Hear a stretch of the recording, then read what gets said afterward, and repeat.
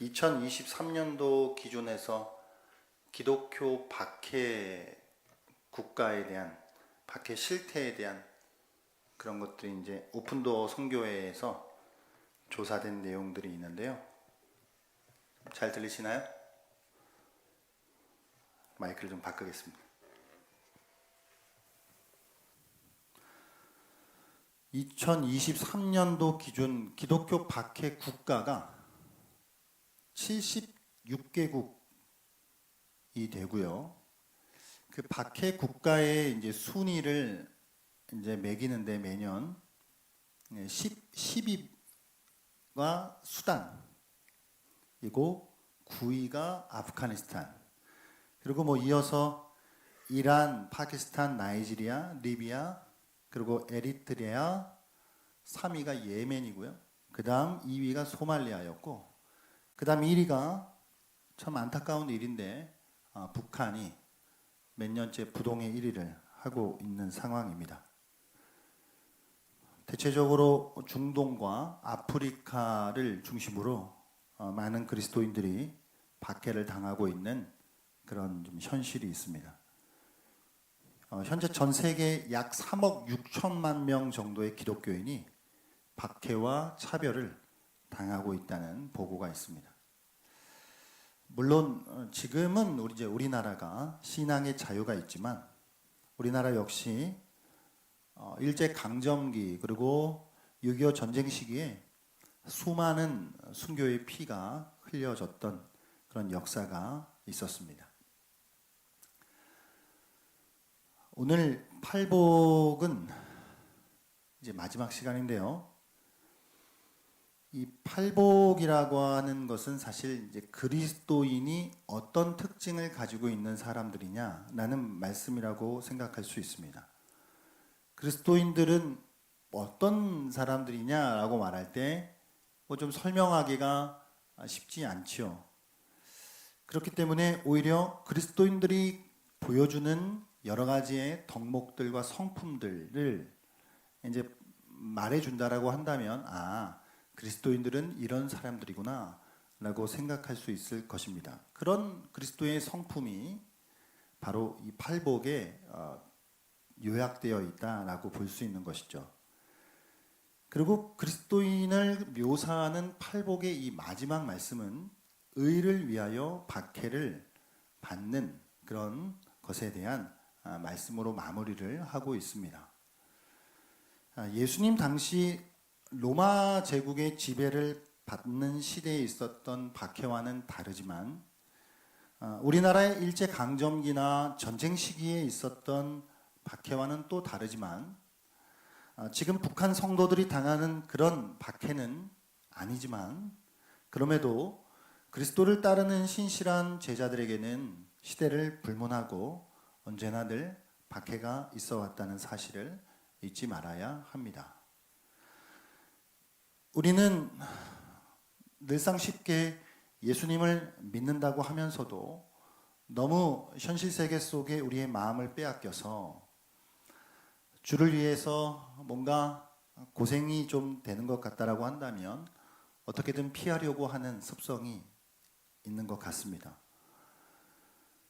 하나님을 의지하고 온전하게 서려 하기보다는 오히려 세상이 높이 쳐주는 인정과 권력과 물질들로 인해 우리의 안전망을 구축하려고 하는 그런 사고방식 속에 우리가 물들어갈 때도 있다는 것입니다. 그러나 오늘 주님은 의를 위하여서 박해를 받는 자가 바로 복이 있는 자다라고 말씀해 주고 있습니다. 오늘 말씀을 통해서요, 참된 그리스도인의 표지인 의를 위해 박해를 받음이 무엇인지에 대한 말씀을 나눔으로써 우리의 삶이 어떠해야 하는지 다시 한번 상고하고 다시 한번 말씀 앞에 결단하는 이 시간이 되기를 바랍니다. 예수님의 산상수훈을 열고 있는 이 팔복의 말씀은 몇 개인가요? 너무 쉬워서 대답을 안 하시는 거잖아요. 8개잖아요. 8개니까 팔복이죠. 근데 이제 어떤 사람들 경우에는 지금 마태복음 5장 3절부터 10절까지가 3, 4, 5, 6, 7, 8, 9, 10 해서 8개의 복이라고 하는 것이 일반적인데, 또 어떤 경우에는 이 11절과 12절 경우를 9번째 복이라고 보는 입장도 있습니다. 그렇지만 이게 구복이라기보다는 전통적으로 이해하는 팔복이 맞다라고 하는 것에는 몇 가지의 근거가 있습니다. 먼저 이제 오늘 우리가 본문이 10절부터 12절까지인데요. 이제 10절에서 의를 위하여 박해를 받은 자는 복이 있나니 천국이 그들의 것임이라, 그렇게 앞에 3절부터 해왔었던 같은 형식으로 말씀이 이루어집니다. 그런데 11절은요.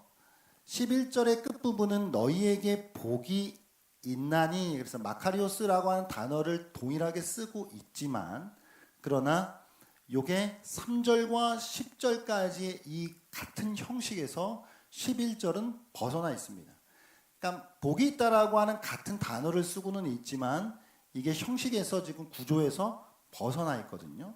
뿐만 아니라 더 큰 특징은 3절부터 10절까지의 이 8가지의 복은 이게 지금 3인칭으로 되어 있거든요. 그러니까 그러한 사람, 심령이 가난한 사람, 애통하는 사람, 이게 3인칭으로 되어 있는데 갑자기 11절로 넘어가면서 이게 2인칭 복수로 바뀌어요. 그래서 너희라고 하는 말로 바뀌거든요. 그러니까 이 인칭이 변화가 됐다라고 하는 것은 무언가 지금 달라졌다라고 하는 이야기인데, 요게 흐름상으로 여러분 보시게 되면은 이 11절이라고 하는 것은 11절과 12절이라고 하는 것은 그 앞에 있는 3절부터 10절까지 이쪽이랑 어울린다기보다는 오히려 그 뒤에 있는 13절부터 16절까지랑 더 잘 어울려요. 13절부터 16절까지는 너희는 세상의 빛이라는 말씀을 하시거든요.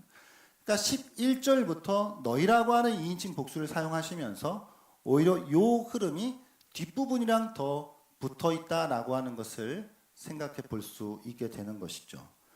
그리고 더 큰 근거는 이 팔복이 지금 첫 번째 복의 내용이 뭐였죠? 천국이 그들의 것임이라였어요. 그리고 8번째 복의 내용이 천국이 그들의 것임이라, 이게 같습니다. 그래서 시작과 마지막이 같게 되어 있는, 이게 8개로 마무리되어지는 이 팔복의 말씀이라고 하는 것을 또 충분히 근거해 주고 있다는 것이죠. 8번째 이 복은요, 사실 팔복 전체를 종합한다라고 보시면 되겠습니다. 첫 번째 복부터 7번째까지의 이 복에 대한 이 말씀은요, 한마디로 의를 위한 삶에 대한 말씀이죠. 의를 위한 삶에 대한 말씀이에요. 사실은 마태복음 5장부터 7장까지에 있는 이 산상수훈 말씀 전체가 어찌 보면 서기관과 바리새인들의 의와 반대되는 하나님의 의, 특별히 마음의 의에 대한 말씀이기도 하기 때문입니다. 그러니까 그렇게 서기관과 바리새인의 의와는 다른 마음의 의, 하나님의 의를 따라가는 삶을 살아가면 박해를 받을 수밖에 없다는 말씀을 마무리로 종합하고 있는 것이죠. 그러니까 이게 이렇게 생각하시면 되겠어요. 팔복 전체를 종합하고 마무리하면서 이렇게 살면 박해를 받는다라고 하는 것이죠. 그러니까 이제 약간 이 팔복을 여러분께서 한번 집에 가셔서 요거를 잘 째려보시면은, 그러니까 1번부터 7번까지의 복과 8번의 복이 살짝 결이 달라요. 그러니까 1번부터 7번까지의 복은 조금 내가 능동적인 느낌이에요. 그러니까 내가 무엇을 하는 거예요. 그런데 8번째의 복은 그렇게 하다 보면 내가 받게 되는 것을 이야기하고 있거든요. 그러니까 그 이야기는 앞에 있는 모든 것을 다 포괄하고 전체적으로 종합하면서 이렇게 살아가는 것을 의라고 하는 것으로 종합해서 팔복의 삶을 살아가는 사람은 박해를 받는다라고 그렇게 말씀할 수 있는 것이죠. 그러니까 이게 종합이니까 이 종합에 대한 부연 설명을 11절과 12절에다가 갖다 붙인 것입니다. 그러니까 이것은 새로운 복이라기보다는 이 10절과 이 한 문맥 속에서 이해를 하는 것이 더 정당하다는 것입니다. 여러분, 의라고 하는 것이 그리스도인을 대표하는 것이죠. 무엇보다도 우리는 하나님의 이름의 영광, 하나님의 이름의 그 명예, 그것이 높여지는 것, 이것이 바로 의다라고 하는 것을 기억해야 합니다. 결국 의는 하나님의 편에 서는 것이죠. 하나님의 편에 서는 사람은 박해를 받는다는 것입니다. 팔복을 따라 살아가는 사람은 박해를 받는다. 이 말씀을 주님이 하고 계시는 것입니다. 그러면 본격적으로 조금 더요, 우리가 의를 위한 박해라고 하는 것이 무엇일까? 라고 하는 것을 생각하기에 앞서서요, 그러면 의를 위한 박해가 아닌 게 있거든요. 그러니까 박해는 여러 박해가 있어요. 우리를 핍박하는 것들이, 그리고 핍박받는 이유가 여러 이유가 있을 수 있다는 이야기죠. 그런데 때로는 이걸 왜 생각하고 넘어가야 되냐면은 많은 경우에 스스로 착각을 해요. 자기가 의를 위해서 받는 박해가 아닌데 나는 의를 위해서 받는 박해라고 생각하고 있다는 거예요. 때로는 어떤 경우에는 내가 누군가에게 불쾌한 행동을 했단 말이에요. 내가 누군가에게 상처되는 말을 했단 말이에요. 그러면 그것 때문에 그 사람이 나를 힘들게 해요. 그러면 자기가 잘못한 것 때문에 내가 어려움을 당하는 것이잖아요. 그거는 의를 위한 박해와는 완전히 다른 이야기입니다. 내가 성격이 막 까칠해요. 내가 성격이 너무 막 까다로워요. 이제 그렇다 보면 부딪힐 때가 많단 말이에요. 그럼 내가 성격이 까다롭고 까칠한 것 때문에 여러 갈등들이 생기는데, 그러면 그거를 어떤 사람은 자기가 의를 위해서 박해받는다고 생각해요. 착각이라는 것이죠. 때로는 어떤 일들을 행하는 것에 있어서 지혜를 좀 모아가지고 해야 되는데 지혜가 없이 어리석은 방법으로 그 일들을 하다가 내가 당하는 어려움이 있어요. 그런 어려움 앞에서 내가 의를 위해서 박해를 받는다, 이렇게 생각한단 말이에요. 이게 아니라는 말이에요. 그러니까 뭐가 의를 위한 박해인지를 알기 위해서는 뭐가 의를 위한 박해가 아니라고 하는 걸 먼저 생각해야 한다고 하는 것이죠. 때로는 우리가 좀 어떤 특수한 나의 어떤 성향과 나의 기호와 나의 어떤 기질들 때문에 내가 어려움을 당할 때가 있거든요.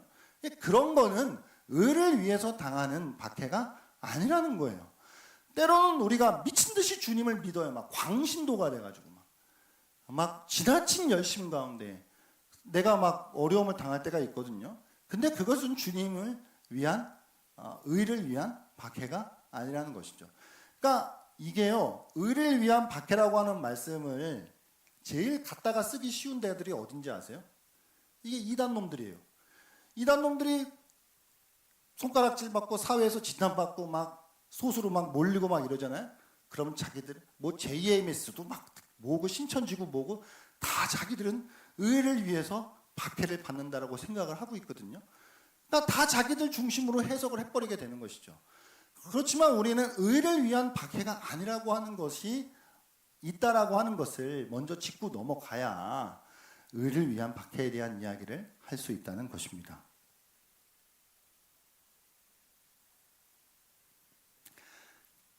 괜히 자기가 고집 부리다가 힘들어지는 일들, 이런 거는 의를 위한 박해가 아니라 그냥 못난 것 때문에 그냥 어려운 거예요.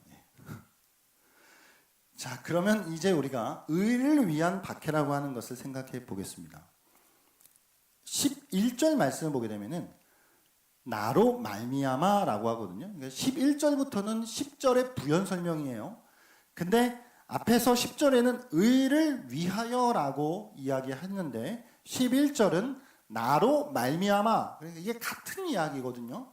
그러니까 의를 위하여 박해를 받는 것과 나로 말미암아 박해를 받는 건 같은 말이에요. 그러면 의를 위한 거는 나로 말미암아인데요. 나가 누구죠? 주님이요. 그러니까 예수님 때문에 박해를 받는 것이죠.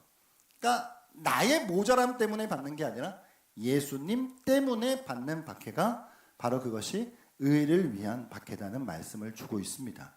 내가 예수님 믿는 것 때문에, 내가 예수님의 제자된 길을 가고 있기 때문에, 내가 예수님을 닮아가는 것 때문에 당하는 박해, 그것이 바로 의를 위한 박해라는 것이죠. 신앙 때문에 당하고 있는 그 박해가 바로 의를 위한 박해라는 것입니다. 하나님의 백성들에게는 다양성이 있지만 그 다양성 속에서 일정한 어떤 공통된 모습이 있어요. 참된 그리스도인들에게는.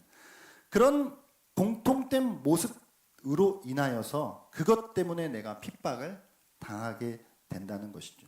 구약에서도 수많은 믿음의 사람들이 박해를 받았던 일들이 있지 않습니까? 아벨은 그의 형 가인에게, 그리고 또 모세도 이스라엘 백성들에게 원망과 여러 어려움들을 당했고요. 또 선지자 예레미야가 그랬고요. 다니엘이 그랬고요. 엘리야가 그랬고요. 그러니까 믿음으로 살아가는 사람들은 언제나 늘 누군가로부터의 핍박을 받아왔던 것입니다. 다윗이 사울에게 받았던 것들, 그런 것이 의를 위한 박해다라고 볼 수 있는 것이죠. 그러니까 예수님 당시에 이 바리새인과 서기관들, 이 종교 지도자들, 이게 주님을 엄청 미워했단 말이에요. 그러니까 그들이 주님을 미워했던 것, 바로 그게 주님이 의를 위하여 박해를 당하고 있었던 것이거든요.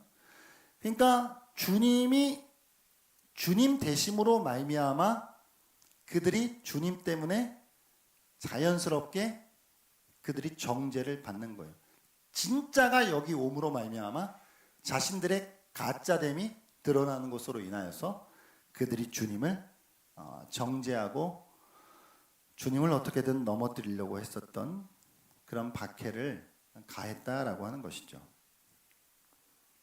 그러니까 주님 때문에, 예수님 때문에 바리새인과 서기관들, 그 종교 지도자들이 자신들의 것이 가짜다라고 하는 것이 드러나고 있었기 때문에 주님이 못마땅할 수밖에 없었다라고 하는 것입니다. 바리새인과 서기관들이 예수님을 그렇게 미워한 것은 오직 우리 주님의 거룩하심과 의로우심, 그리고 그분의 선하심과 진실하심 때문에 그 주님을 미워했다는 것입니다. 그러니까 우리가 의롭다는 것, 의를 위한다는 것, 의를 실천한다는 것, 그거는 결국 한마디로 주님의 길을 따라간다는 것이고 예수님을 닮아간다는 것입니다. 그러니까 이 말씀은 곧 우리가 주님을 닮아가는 것 때문에 박해를 받는 것에 대한 그런 말씀을 하고 있다라고 볼 수 있는 것이죠. 그래서 요한복음 15장 18절 19절 말씀에서 이런 말씀을 하고 있습니다. 같이 한번 읽어볼까요? 시작. 세상이 너희를 미워하면 너희보다 먼저 나를 미워한 줄을 알라. 너희가 세상에 속하였으면 세상이 자기의 것을 사랑할 것이나 너희는 세상에 속한 것이 아니요 도리어 내가 너희를 세상에서 택하였기 때문에 세상이 너희를 미워하느니라. 아멘. 우리가 주님께 속해 있고 주님을 닮아가기 때문에, 주님이 가신 길을 따라가고 있기 때문에 세상이 우리를 미워할 수밖에 없다라고 말씀하고 있는 것입니다. 그런 사람들에게는 천국이 그들의 것입니다라는 말씀이 있습니다. 이것은 첫 번째 복과 8번, 8번째 복이 같은 것으로 이루어져 있는 것이거든요. 들어가는 팔복을 들어가는 문과 팔복을 나가는 문이 같음으로써 이것은 하나의 아름다운 결정체를 이루고 있다라고 볼 수 있는 것입니다.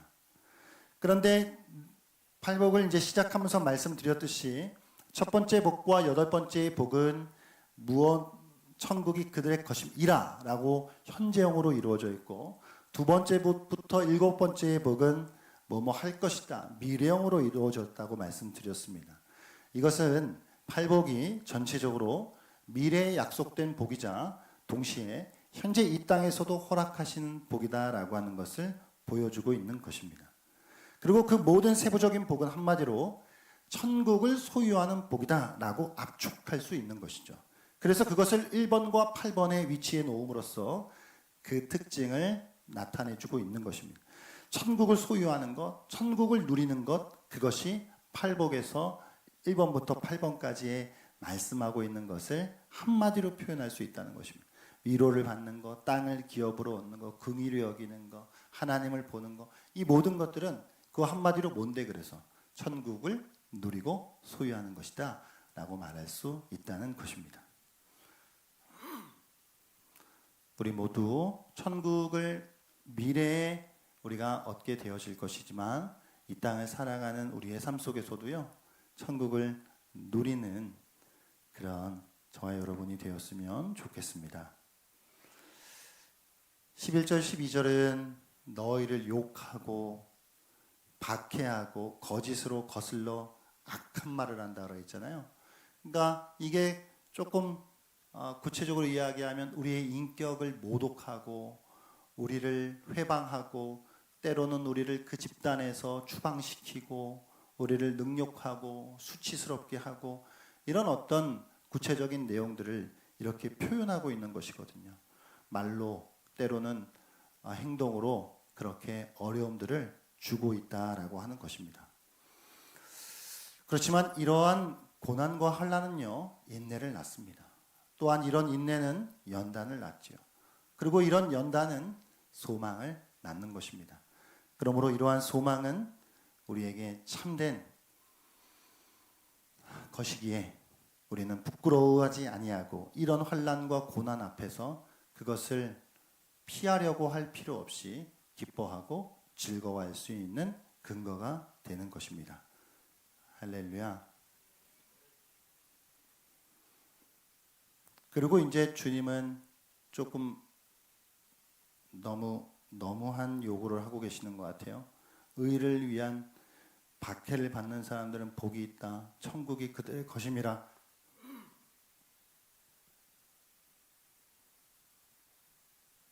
그 다음에는 인간적으로는 뭐가 따라와야 되죠?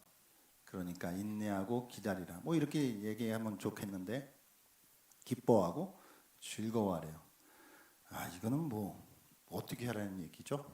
기뻐하고 즐거워랍니다. 박해를 받을 때 무슨 뭐 미친 것도 아니고 어떻게 나를 막 힘들게 하고 막 괴롭게 하고 나를 고통스럽게 하는데 뭐 정신이 반쯤 나간 것도 아니고 어떻게 기뻐하고 즐거워할 수, 뭐 정신 승리하는 것도 아니고 말입니다. 그러나 예수님의 제자들은요, 박해를 받을 때에 자, 드디어 내가 주님의 이름을 위하여 고난을 당할 그 자리까지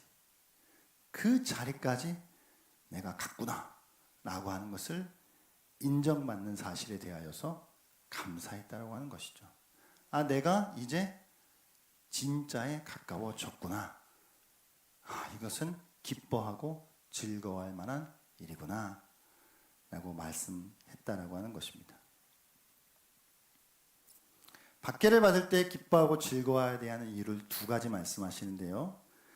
내가 예수님을 위해 박해를 받고 있다라고 하는 것은 내가 진짜 그리스도인이라고 하는 확실한 증거이기 때문입니다. 구약의 모든 믿음의 사람들, 선지자들, 하나님의 백성들이 그러했고 예수님 이 말씀을 통해서도 우리는 확인할 수 있는 것이고 바로 찐이 되었다라고 하는 것을 증명해 준다라고 하는 것입니다. 바꾸어 이야기하면요, 사랑하는 여러분, 여러분의 삶에 너무 편하시기만 하고 아무 어려움과 불편함이 없으시면 내가 지금 제대로 가고 있는 것인가? 라고 물어야 된다는 것입니다.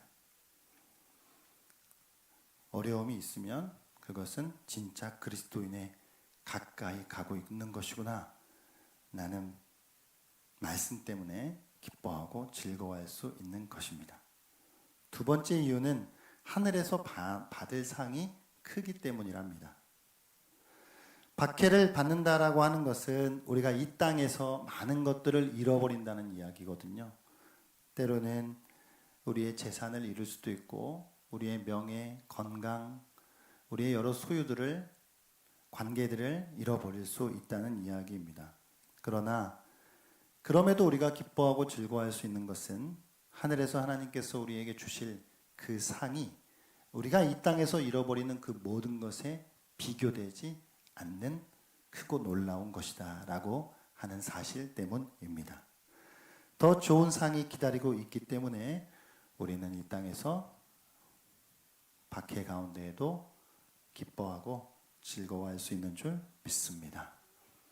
약속된 그 선하고 귀한 것이 지금 우리가 당하고 있는 그 모든 것들을 훨씬 능가할 것이다, 능가하는 것이다 라고 하는 그것이 바로 우리가 기뻐할 수 있는 이유라는 사실입니다. 사랑하는 여러분, 우리가 박해와 핍박 속에서도 환난과 어려움 속에서도 기뻐하고 즐거워할 수 있기를 주 이름으로 축복합니다.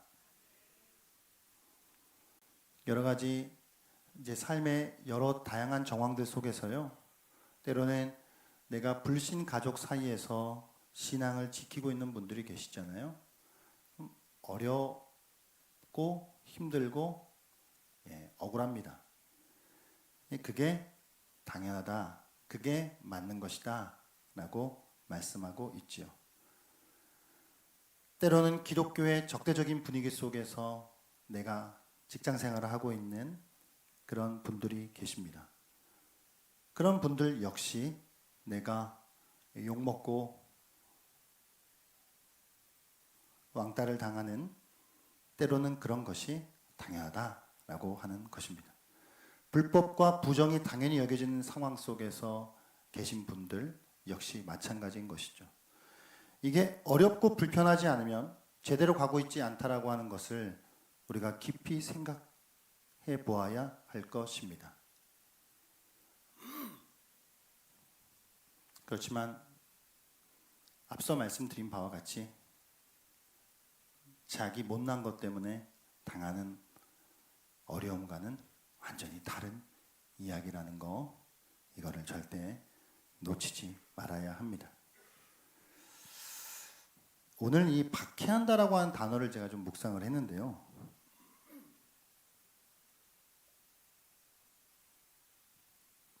그래서 이 박해한다라고 하는 단어를 원어를 좀 찾아봤습니다. 의를 위하여 박해를 받은 자는, 그래서 이 박해를 받다라고 하는 것이 원어가 뭐로 되어 있나 그랬더니 디오코라고 하는 단어를 사용하고 있는데요. 이게 추적하다, 박해하다 이런 이야기 뜻이거든요. 죄송합니다. 그러니까 추적하다, 박해하다. 그러니까 바울이 사울이었을 때 막 그리스도인들 막 추적하고 막 박해했던 거. 그래서 주님이 사울에게 나타나셔서 네가 왜 나를 박해하느냐 그러시잖아요. 그럴 때 이제 디오코란 단어가 사용되고, 이게 또 언제 사용되냐면은 그리스도의 표대를 향하여서 내가 달려가노라 할 때 이 달려간다라고 하는 것은 이제 디오코라고 하는 단어를 쓰고 있어요. 그러니까 조금 느낌들이 이제 다른데요. 그러니까 한마디로 이게 뭐냐면은 추적해가고 막 따라가고 집요하게 막 그 쫓아간다는 어떤 그런 느낌이거든요. 그래서 제가 요거를 현대적인 그 의미로 제가 요거를 약간 번역했을 때, 요거는 스토킹이다, 스토킹. 그러니까 세상이 우리를 스토킹하는 것이죠. 그러니까 세상이 우리를 주시하고 가만히 안 내버려둬요. 그러니까 이게 세상이 우리를 힘들게 한다는 거거든요, 이게.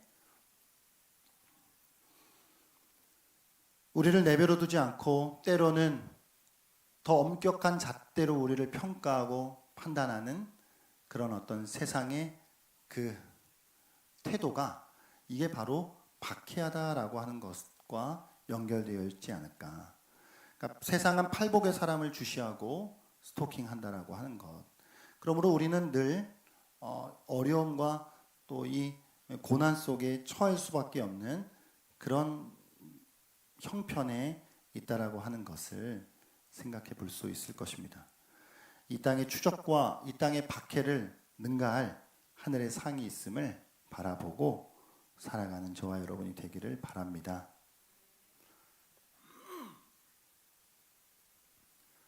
근데요, 이제 마지막으로 한번 생각해 보고 싶은 것은요, 이런 것입니다. 여러분들께서 의를 위해 이제 박해를 당하시는데요. 그게 때로는 내가 막 예수님 닮아가고 예수님을 믿는 것 때문에 뭐 상대방을 뭐 이렇게 막 힘들게 했기 때문에 막 내가 상대방을 조금 더 막 난처하게 만들었기 때문에 그 상대방이 나를 힘들게 하는 거 아니거든요. 그러니까 내가 의를 따라가요. 내가 빛의 삶을 살아요. 자, 여러분, 이 뒷부분 말씀이 세상의 빛이요 소금이요라고 말씀이거든요. 그러니까 이제 빛의 삶을 살아가는 것 때문에 이 어두운 이 어두운 족속들이 자기들끼리만 있었을 때는 똥인지 된장인지 이게 저급한 표현. 이게 구분이 안 되거든요. 그런데 갑자기 어디서인가 빛이 비춰오는 순간 지들이 어두운 것이 드러나거든요. 그러니까 우리는 우리의 존재 자체가 빛이 됨으로 인하여서 그냥 우리의 존재만으로 그들에게 불편함을 줘요. 사실 그러니까 그게 우리한테 이 빛을 싸그리 다 몰살시켜야 되겠다라고 하는 생각을 저들에게 주는 것이거든요. 예? 불편하잖아요. 그러니까 자, 똑같이 불법을 저지르고 똑같이 부정직하고 똑같이 내가 이야기하고 내가 행하는 방식대로 저 인간도 살아가야 하는데 저 인간은 다르거든요. 그러니까 다른데 저거 다른 것 때문에 내가 틀렸다라고 하는 것이 드러난단 말이죠. 그러니까 세상은 우리를 박해할 수밖에 없는 것입니다. 만약에 나의 존재됨으로 누군가에게 그의 다름이, 그의 틀림이, 그의 잘못됨이 드러나게 되지 않는다라고 한다면 나도 똑같기 때문이라는 것이죠. 그러니까 나도 어두움에 편성하고 있기 때문에 그들을 자신이 어두움으로 인식되지 못한다라고 하는 것. 그러니까 우리가 진짜 빛이 되고 우리가 진짜 의로운 삶, 팔복의 삶을 살아간다라고 한다면 그 자체만으로 박해는 이거는 자연스럽게 따라오는 것이다 라고 하는 이 사실을 우리가 생각할 수 있었으면 좋겠습니다. 그래서 여러분 우리의 존재됨으로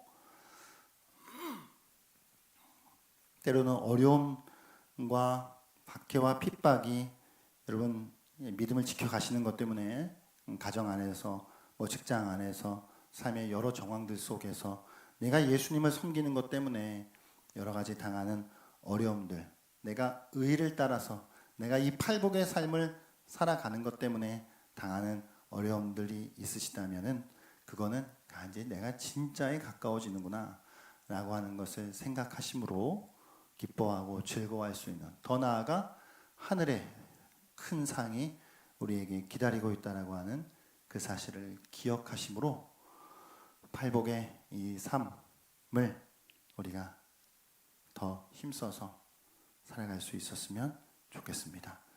물론 어렵습니다. 이 팔복의 말씀, 그래서 어떤 사람들은 이 팔복, 이거는 예수님이 그냥 가능하지 않은 이상을 이야기한 것이다 라고 주장하는 사람들도 있어요.